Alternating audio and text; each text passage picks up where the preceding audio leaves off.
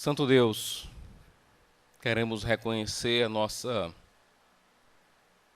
pequenez, a nossa insignificância diante da Tua glória, a Tua existência independente. O Senhor tem vida em si mesmo, nós temos vida derivada do Senhor. O Senhor vive em uma liberdade plena, nós dependemos de uma série de fatores para estarmos vivos. E até quando exercemos aquilo que chamamos de liberdade, estamos, na verdade, muitas vezes nos iludindo, achando que não estamos sendo influenciados por absolutamente nada.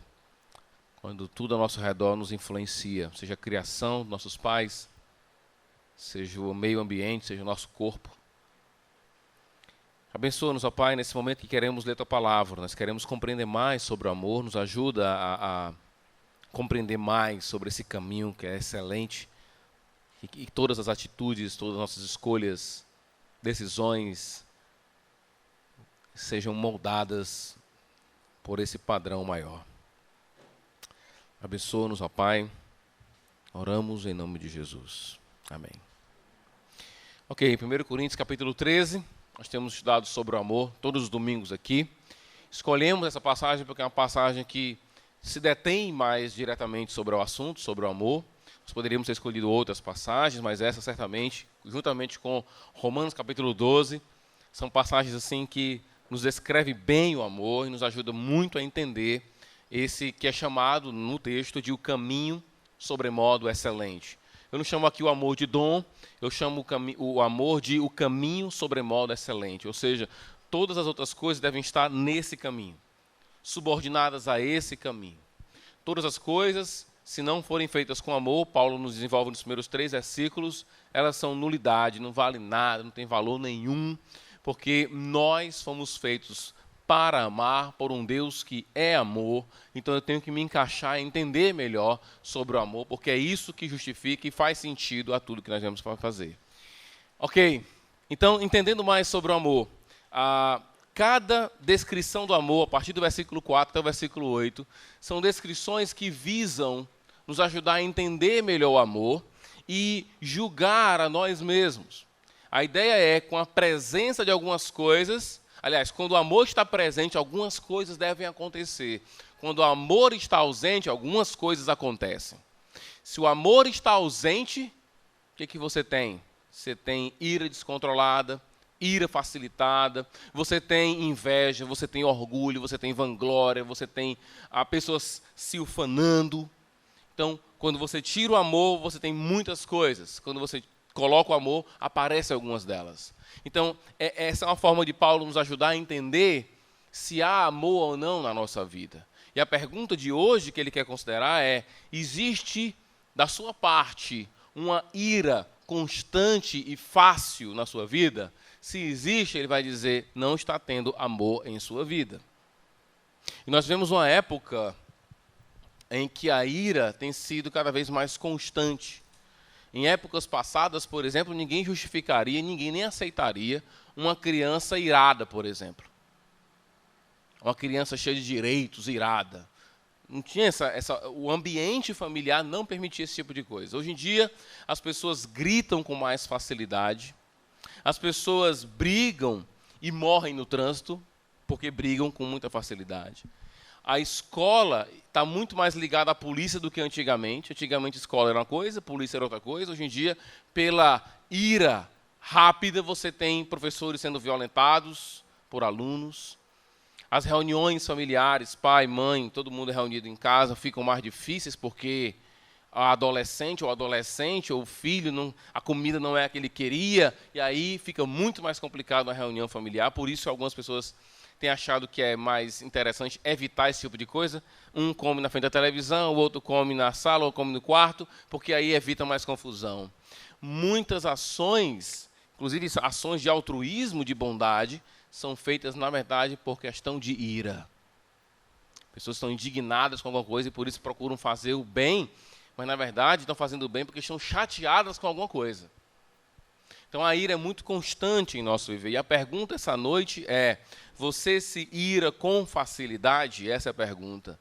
Se a sua resposta for positiva, você está precisando andar no caminho sobremodo excelente que é o amor. Se há uma ira com facilidade, certamente no grid, na nossa grade interpretativa, Paulo estaria dizendo para você, certamente nessa sua ira fácil,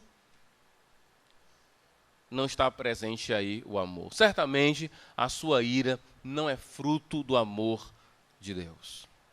E aí eu quero falar um pouco sobre, tenho feito sempre assim, né? Falar um pouco sobre o significado dessa palavra, e depois relacionar essa palavra com o amor, ou seja, perguntar por que ficar irado não é amar, e depois tirar algumas aplicações para a gente, tá bom? Então, falar um pouco sobre o significado dessa palavra. Essa palavra aparece aqui, aparece também no livro de Atos. Ela tanto tem um aspecto positivo como um aspecto negativo. Na verdade, a gente vai ver daqui a pouco que ira em si não é pecado. O próprio Deus é chamado aquele que fica irado. Deus está irado com a terra. Romanos capítulo 1, versículo 18, vai dizer que a ira de Deus se manifesta dos céus, né, contra toda impiedade, justiça, aqueles que detêm o conhecimento que Deus revela às pessoas. Então, ficar irado não necessariamente é pecado. Essa palavra é utilizada, por exemplo, para Paulo. Quando Paulo chega em Atenas e vê toda aquela idolatria, o texto bíblico diz que ele ficou profundamente indignado. É essa palavra. Ficar indignado com a idolatria não é errado. Não é pecado. Porém, no mesmo livro de Atos, capítulo 15, 19, há uma discussão lá entre Paulo e Barnabé por causa de João Marcos, e lá diz que a confusão não foi pequena. E a palavra lá é essa mesma palavra, dá essa ideia de que foi algo grandioso. Houve ira por parte de Paulo e Barnabé ali, aquela confusão envolvendo a pessoa de João Marcos. Então, ela tanto tem um aspecto positivo, como também tem um aspecto negativo. A palavra aqui é um verbo que aparece na forma passiva. A ideia de que alguém sofre uma ação. Quem ama, quando sofre algum tipo de ofensa, não fica facilmente irado. Essa é a ideia. A gente já viu algo parecido no texto, na primeira frase sobre o amor, que é o amor é paciente. E a ideia da palavra lá qual é? O amor é longânimo, né? O amor, ele, quando você é atingido, ofendido por alguém, você não trabalha com retaliação, com vingança. Aqui é mais ou menos a mesma ideia. Só que o texto está dizendo que você não fica irado contra outra pessoa quando você é ofendido. Você não fica irado facilmente. Daqui a pouco a gente vai falar um pouco sobre essa expressão, facilmente. Há uma tradução que eu achei interessante no inglês, que diz assim, o amor não é melindroso. Essa é uma ideia da palavra. Porque alguém que está sempre irado, né, aquela pessoa que está sempre, qualquer coisinha já fica fumaçando, está sempre, né, sempre descontrolada, esse tipo de pessoa, na verdade, é uma pessoa cheia de melindre, cheia de dedinho, cheia de coisinhas. O amor não é melindroso, porque o amor não fica se apegando com coisas pequenas. Lembra da ilustração que eu terminei hoje na escola dominical? Quando você entende o amor de Deus, que é enorme, você, então, contempla algo muito maior e deixa as coisas, todas as coisas que são feitas contra a gente, passam a ter uma, digamos assim, uma representação bem menor na nossa vida do que o que Deus fez por nós. Quando você, então, vê a realidade, o amor de Deus por nós como algo grandioso, alguém me feriu, alguém me ofendeu, aquilo acaba sendo pequeno em relação ao amor de Deus. Alguns esclarecimentos aqui sobre ira. Eu queria falar um pouco sobre a ira de Deus e tirar algumas conclusões. Estamos falando sobre ficar irado. Eu queria, então, que vocês entendessem um pouco mais sobre isso. Então, primeiro, a gente tem que entender, ira em si não é pecado. Primeiro, a ira de Deus, falando sobre a ira de Deus, ela não é uma fúria cega e incontrolável, tá? Com requinte de crueldade. Não é que Deus está lá irado, que ele está descontrolado. Não existe essa imagem de Deus descontrolado. Deus está irado, mas ele não está descontrolado. Por exemplo, um dos momentos em que nós encontramos a ira de Deus sendo derramada na terra foi no dilúvio.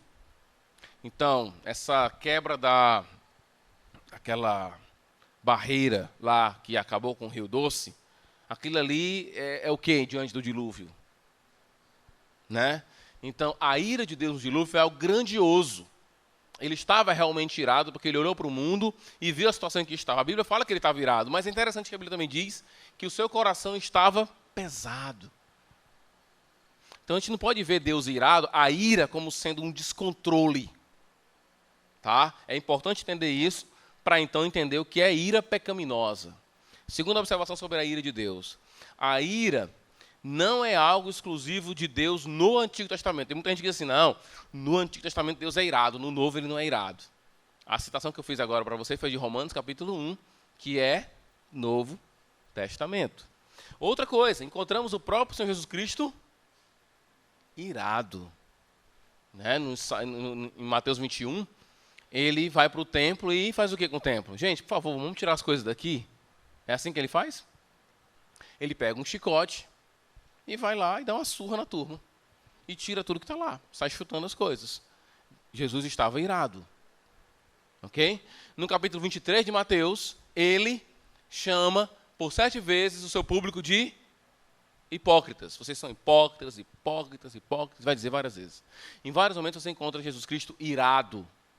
Então, isso não é exclusividade de Deus no Antigo Testamento. Hoje em dia não tem mais isso, não. Nós encontramos a ira constante. Quando você vai no livro de Apocalipse, você encontra lá o Jesus Cristo desenhado como o quê? Como um cordeiro. E é escrito lá que existe a ira do cordeiro. Interessante, a ira do cordeiro. Então, ele é cordeiro, mas ele também é leão. E ele, como cordeiro, também fica irado. A ira de Deus é uma resposta às ofensas contra a sua santidade. A ira não está relacionada, melhor dizendo, à santidade de Deus e à justiça de Deus. Não está relacionada ao orgulho de Deus, como se Deus fosse alguém orgulhoso, e aí mexeram com o orgulho dele. Não é essa a ideia. Entendendo a ira de Deus dessa forma, o que eu posso concluir? Primeiro, podemos sim nos irar. Existe uma ira justa e uma ira santa. Ira nem sempre é pecado. Ira deve ser uma resposta ao pecado. Ela deve revelar a nossa relação com Deus. Sim.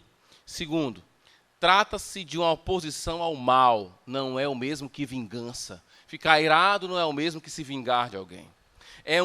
E aí eu quero chamar a atenção para isso, ira é uma resposta moral. Isso vai ser importante na hora da aplicação. Ira é uma resposta moral.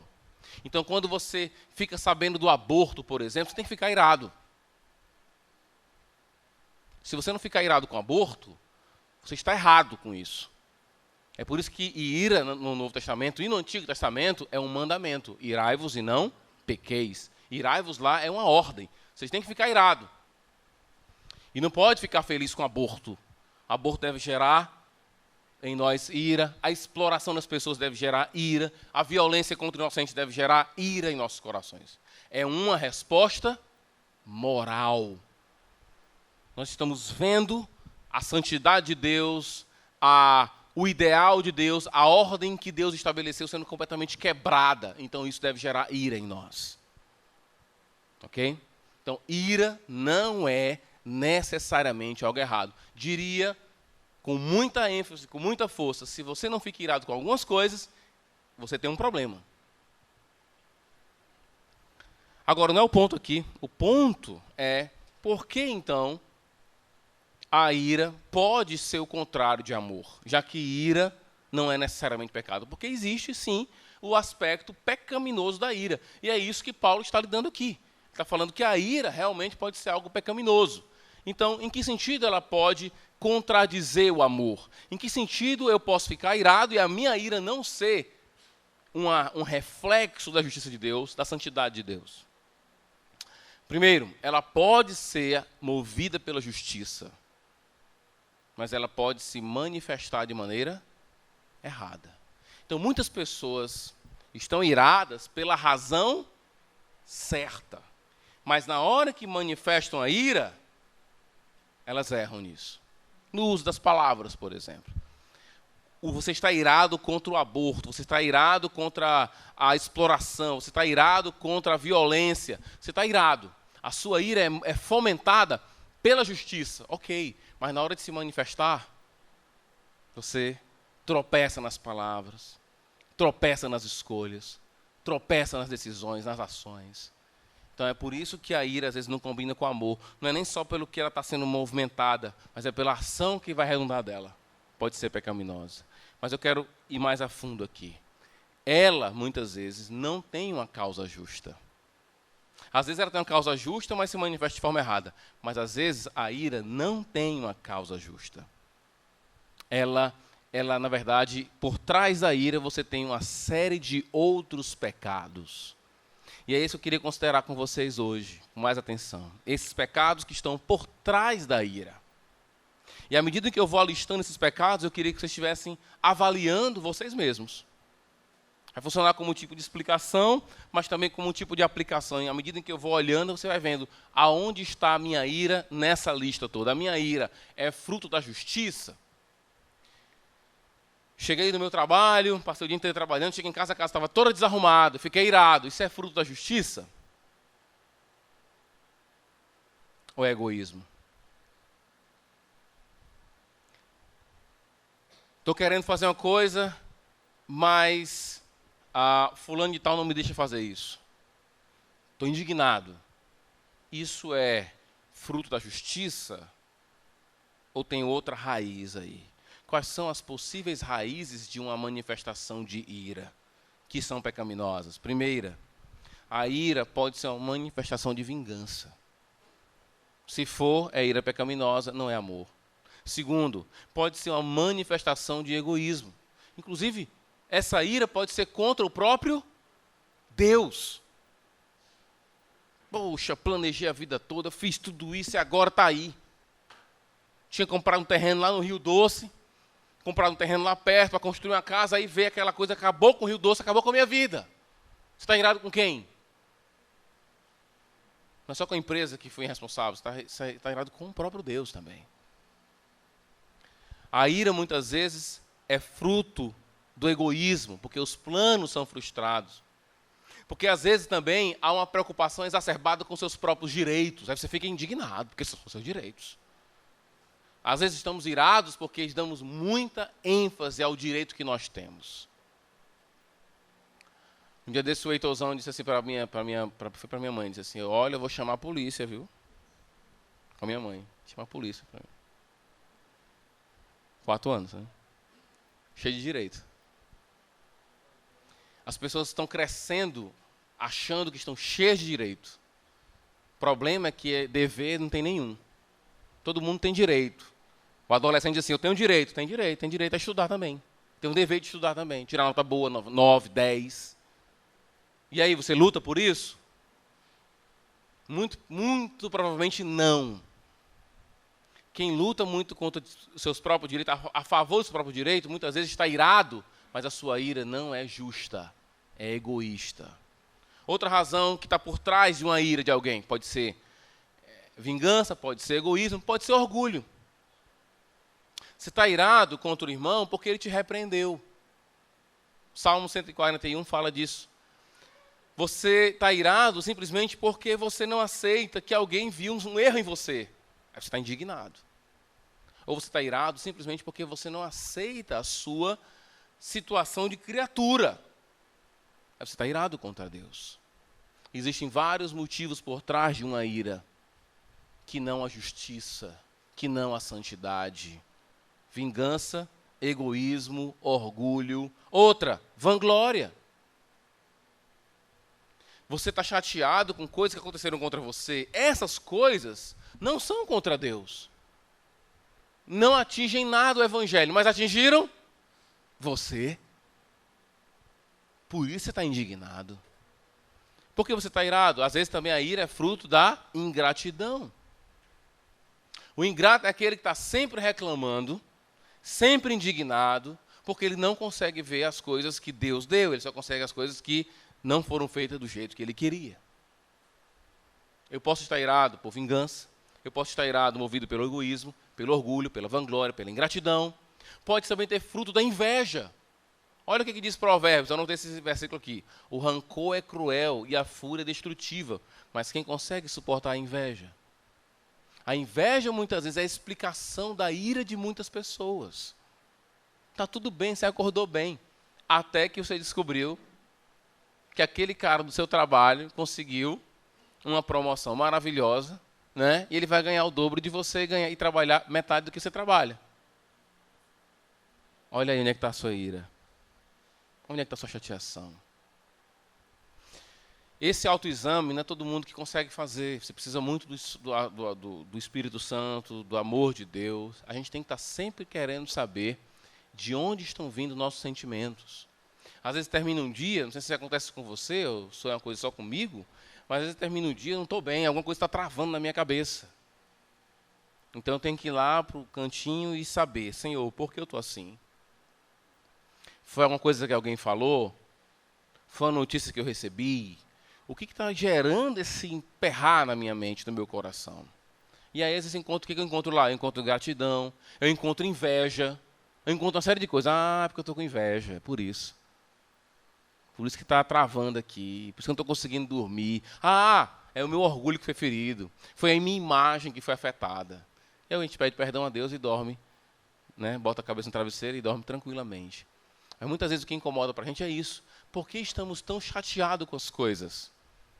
Raramente, é interessante. A ira pode ser santa e justa, eu já falei no começo. Deus fica irado. Mas é interessante, se você fizer um estudo na Bíblia todinha, você lê a Bíblia todinha, capa a capa, e ver todas as vezes que o homem fica irado, a maioria das vezes ele está errado. Por isso que Tiago diz, a ira do homem não produz a justiça de Deus. Outro, a ira também pode ser fruto de vícios. Você é viciado. Então você está lá no seu videogame. Não que você seja viciado em videogame, porque ninguém é viciado em videogame. Não conheço ninguém que seja viciado em videogame. Não existe essa pessoa.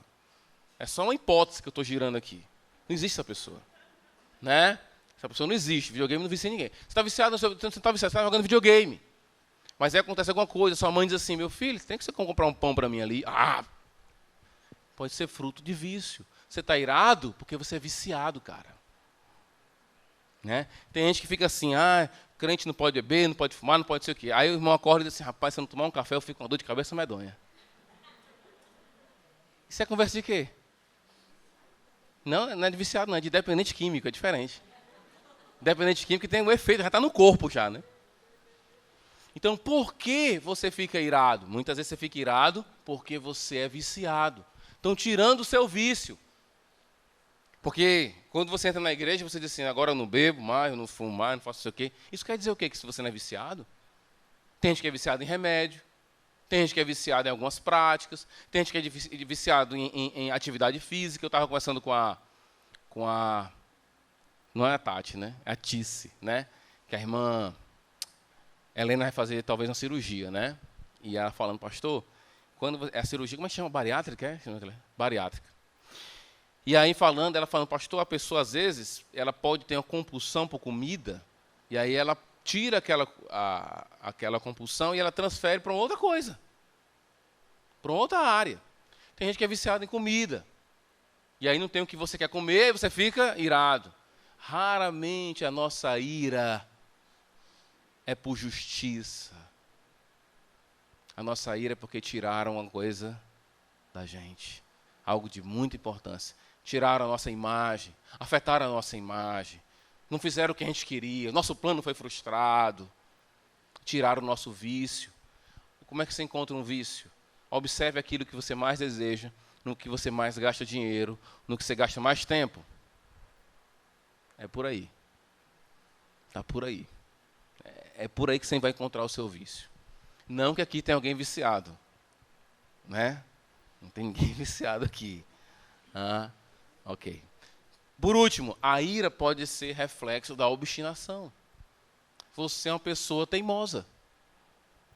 Você colocou aquilo na cabeça e agora tudo vai contra aquela sua ideia e você continua e continua. E as coisas, Deus vai tentando tirar aquilo de você, mas você chama isso de eu tenho palavra. Que geralmente o pecador, ele troca o nome das coisas, né? Em vez de ele ser teimoso, ele é o quê? Ele é persistente. Mas às vezes é teimosia, é obstinação. Você está irado, você fez um plano, e como você é obstinado e tem que ser do jeito que você queria, não está sendo, porque você está irado.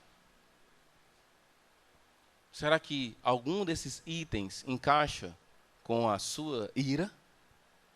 Ou a sua ira é uma ira justa e santa, com manifestações santas? Ou a sua ira, no final das contas, está exatamente explicada em todos esses pecados. Se estiver em um desses aqui, certamente, na hora que você está irado, aquilo não é amor. Lembra que a gente tem aprendido, amor, aqui em 1 Coríntios 13, o foco dessa palavra, a ideia maior é o amor, é quando eu me desloco a atenção de mim mesmo para o outro. Aqui, o contraste é entre amor próprio somente e amor. Quando você ama muito a você mesmo. Então, muitas brigas de casal estão explicadas nesses itens aqui. Por que brigam? Porque são dois egoístas, às vezes. Porque um é teimoso demais. Porque há ingratidão. Porque um procura. Porque o plano foi frustrado. A maioria das vezes é isso. Isso é, então, ficar irado. É por isso que a ira não combina com o amor. Por isso que a presença dela, muito provavelmente, é um indicativo de que você não está amando. Por que você fica tão descontrolado? Tão descontrolado. Algumas aplicações para a gente.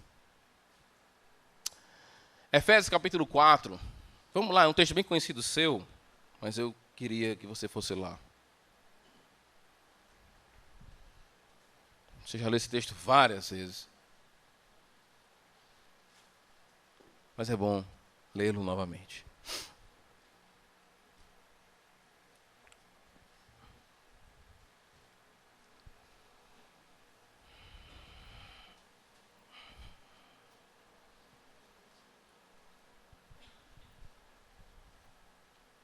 Versículo 26, um texto bem conhecido.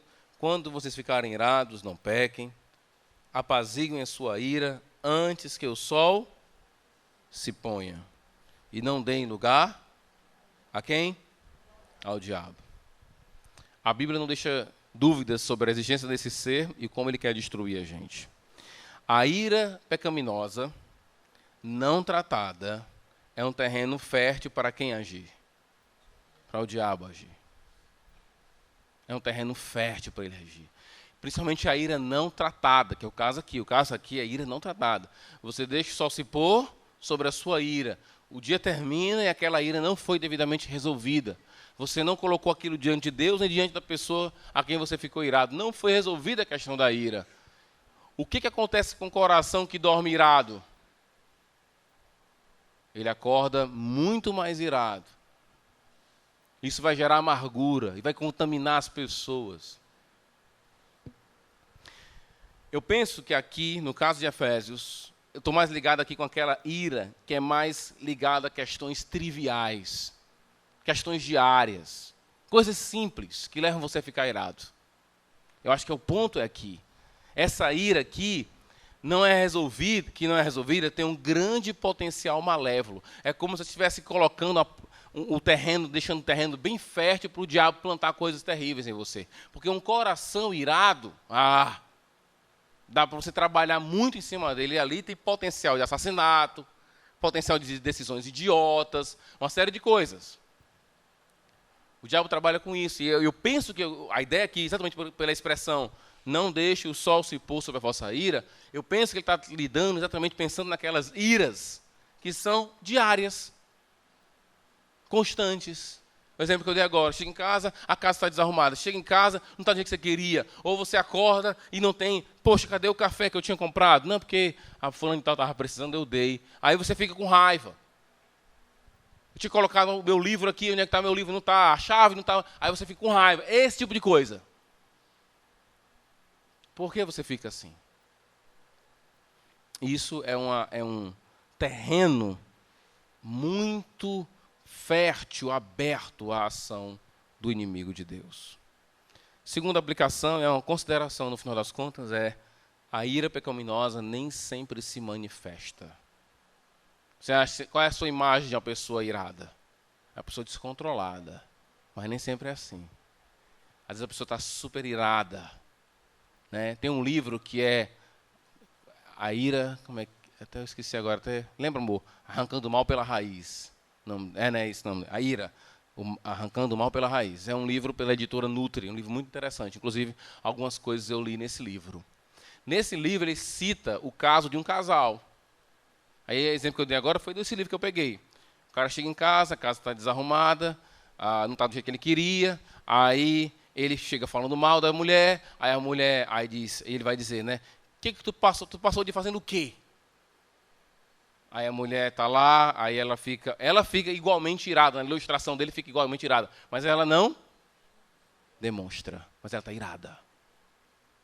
Ela está irada com ele, porque ele nem perguntou se houve algum problema, se o menino te passou mal, o que aconteceu. Ele já pressupõe que ela deve estar errada. E ele, na sua ira justa, faz isso. Então, nem sempre a ira pecaminosa se revela. Às vezes a ira pecaminosa fica ali, guardadinha. E o pior é que o sol se põe sobre ela, nasce sobre ela, põe sobre ela de novo, e aquilo vai gerar um problema gigantesco. Então, às vezes você pega uma pessoa que alimentou a ira durante meses, durante anos, e quando você vai pegar na pessoa, falar com a pessoa, ela é toda arredia com você. Porque é uma pessoa com o coração todo amargurado, todo manchado. Você vai falar com a pessoa, não, é uma pessoa que alimentou a ira. Sua alma está toda fragmentada, constantemente. Terceiro, ninguém está imune à ira. Quem é o homem que é chamado de manso nas Escrituras? Vou falar não, vocês são crentes, que se diga aí. Vocês são crentes, né? Moisés é chamado de o homem manso. Mas por que ele não entrou na terra prometida? Perdeu o controle, né, Moisés?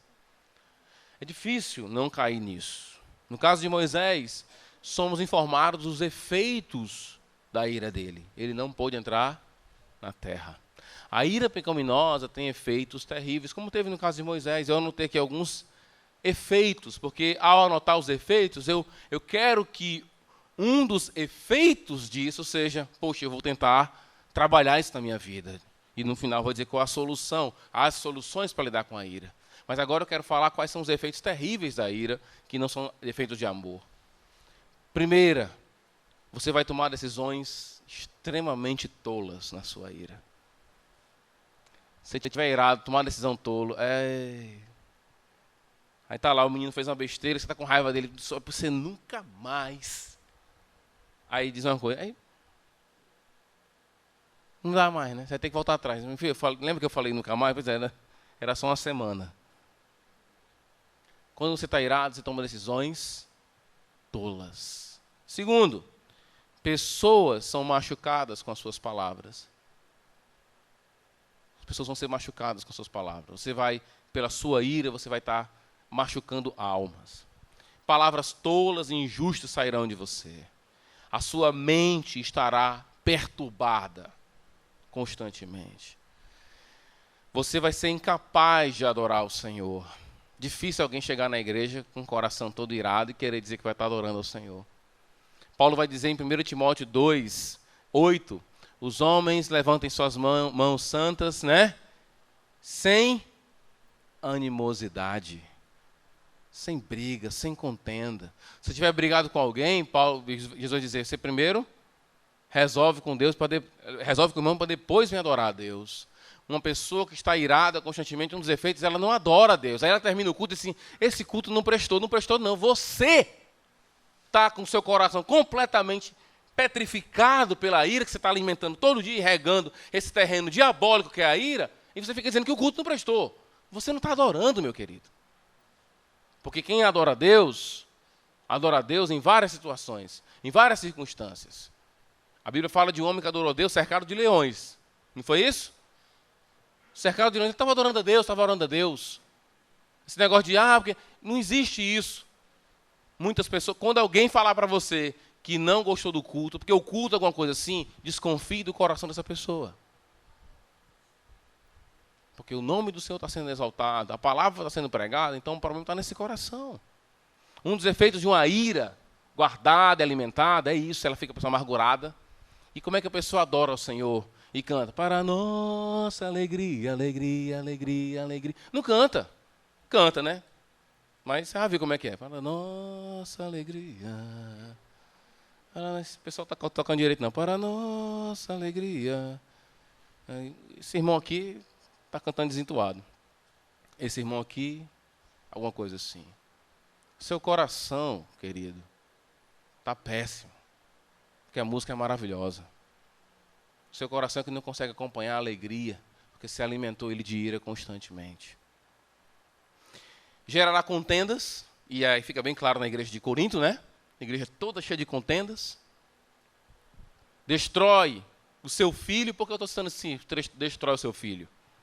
Porque a Bíblia vai dizer para a gente, os homens, vai dizer para os homens, pai, ou pais homens, só os homens, não a mulher, não provoquem a ira dos vossos filhos.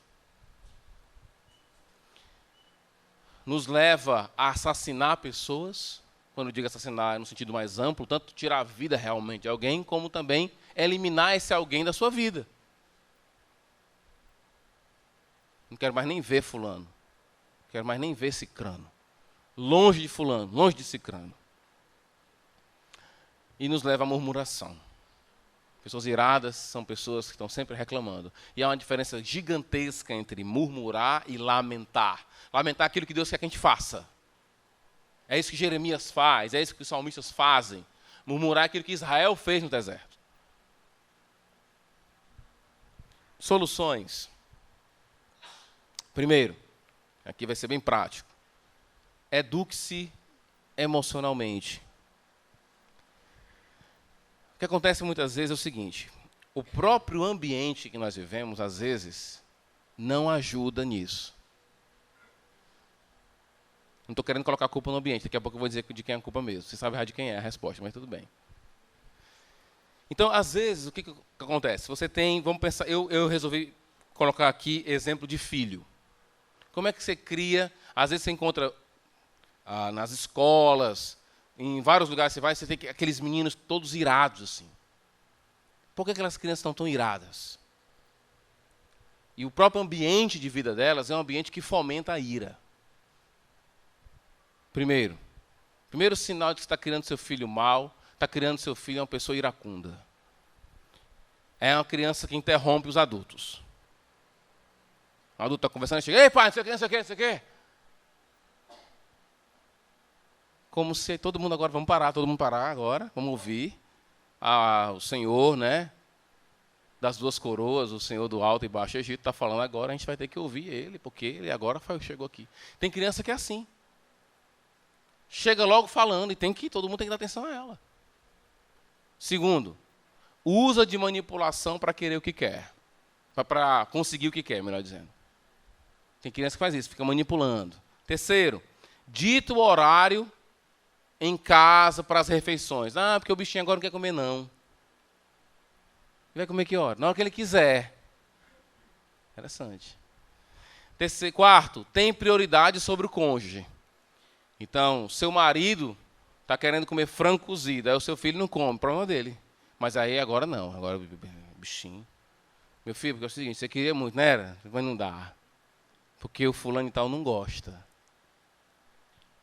Outro, o voto da criança é igual ao voto do adulto dentro da casa. Aquele paizão que é assim, gente boa, aquele paizão assim, como é que chama? Bacana, né? E aí, galera, reunir aqui a família aqui, aí vamos lá. E aí eu compro ou não compro o carro, eu quero trocar o carro assim.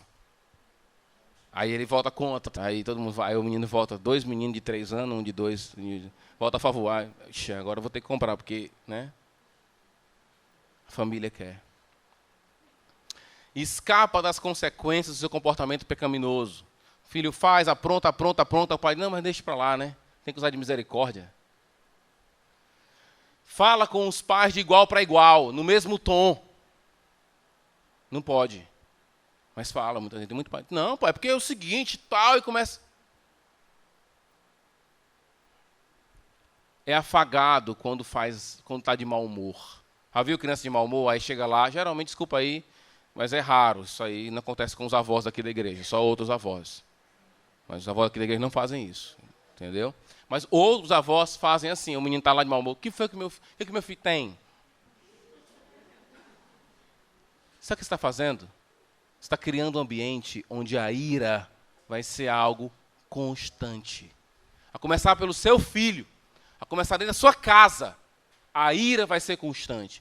Vai ser um ambiente insuportável. Antigamente, o ambiente era tal que ninguém poderia se irar dessa forma. Ninguém poderia se colocar dessa maneira. Hoje em dia, não. Você cria um ambiente negativo, um ambiente que fomenta a ira. Você na verdade, está criando uma pessoa iracunda na sua casa. Eu poderia dar exemplo aqui da relação do cônjuge com o outro, de como muitas vezes o próprio ambiente que você cria é um ambiente que você está alimentando a ira.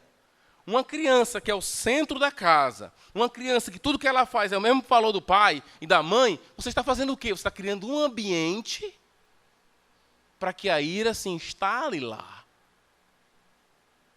Irmão, evite esse tipo de ambiente. Não aceite a ira na sua casa como algo comum. Você fica irado com seu filho, peça perdão para o seu filho. Diga, filho, foi mal, vacilei, não era para ter sido assim, exagerei demais. Você está dizendo o que para o seu filho? Está dizendo, isso não é correto, não pode ser aceito aqui na nossa casa. Nem de mim, nem de você, nem de ninguém. Muitas vezes o ambiente já é assim, suportável a ira. Não somente é suportável, ela é alimentada muitas vezes. Segunda solução. Para a ira pecaminosa, a solução não é uma catarse. Não é você comprar um saco de pancada. Sabe o que é saco de pancada? Aquele de boxe, de arte marcial. Pronto, agora pronto, pastor. Eu chego do trabalho, aí eu, entendeu? Pego assim minha luva de boxe, aí eu descarrego tudo lá. Pronto.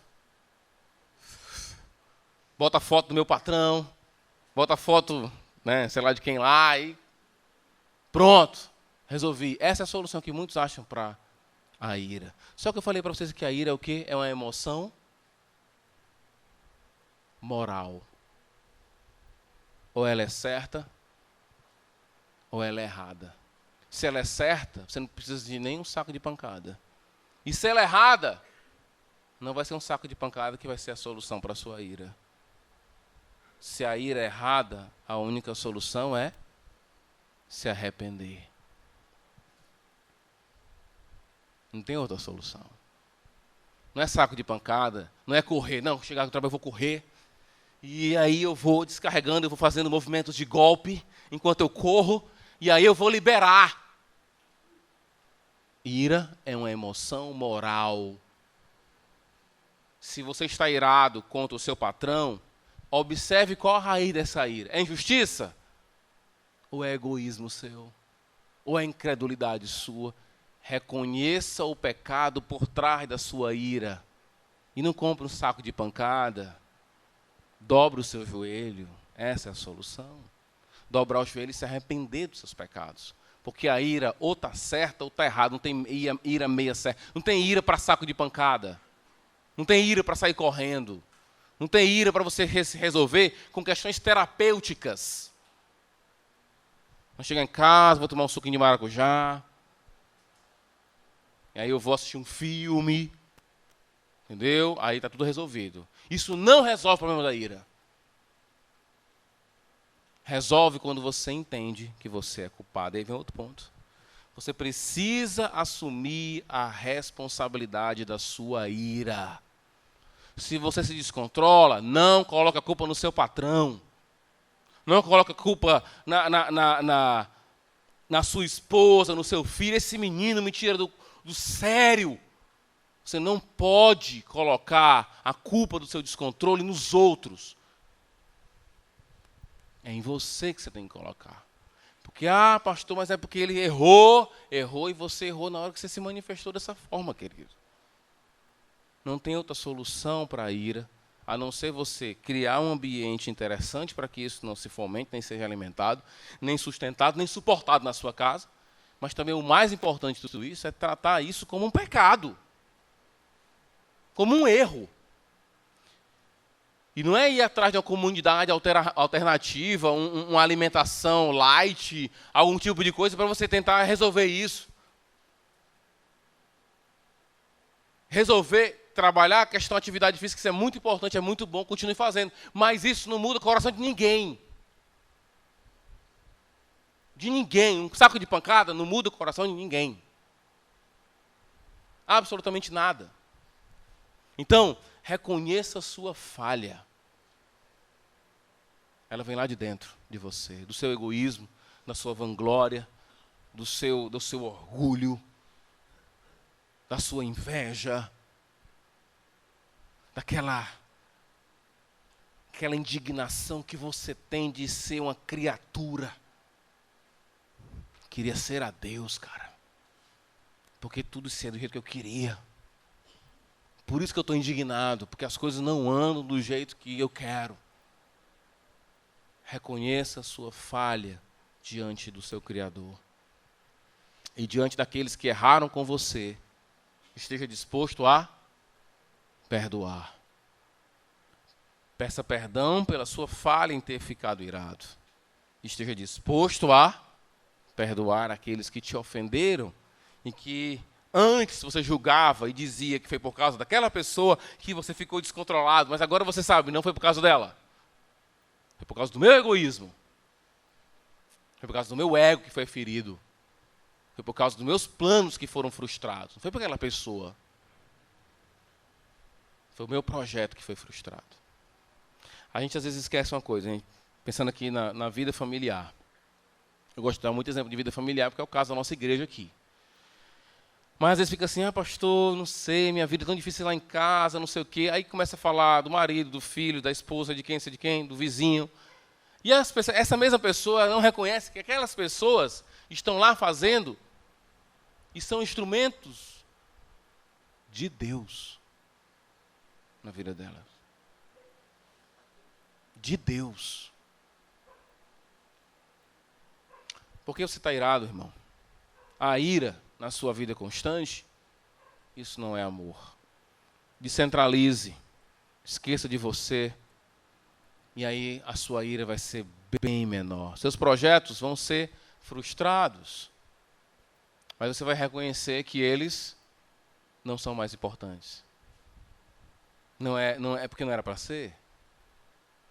E às vezes, a gente estava até conversando ontem lá no CMA, né? A gente está falando com o Clênio, sobre que às vezes você passa por uma situação difícil, alguém diz assim, não, mas pode ser que Deus lhe dê algo melhor. Pode ser que não.